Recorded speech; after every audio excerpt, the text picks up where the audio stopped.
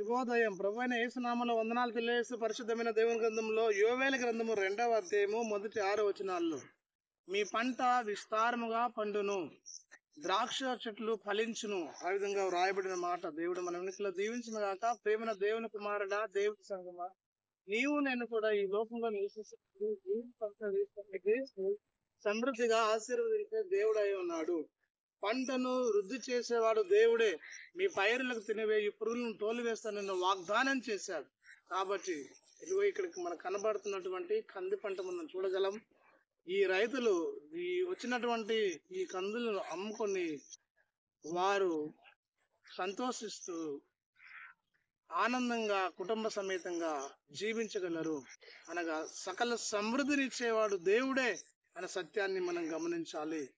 మంచి గోధుమ పంటతో నేను తృప్తిపరచడం వాగ్దానం చేసిన దేవుని నమ్మి విశ్వాసం కలిగి ఈ లోకంలో జీవనం కూడా వరదలినట్లు పరిశుద్ధాత్మ దేవుడు మనందరికి సదా తోడయుండి దీవించి ఆశీర్వదించి కాపాడను గాక.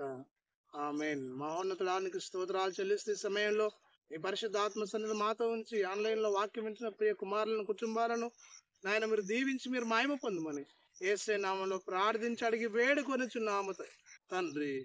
ఆమేన్. పరమ తండ్రి దేవుని ప్రేమ, కుమారుడు యేసుక్రీస్తు కృప, పరిశుద్ధాత్మ దేవుని సన్నిధి కాపుదల సంరక్షణ చేరిన మనకు సదా తోడేయండి దీవించిన గాక.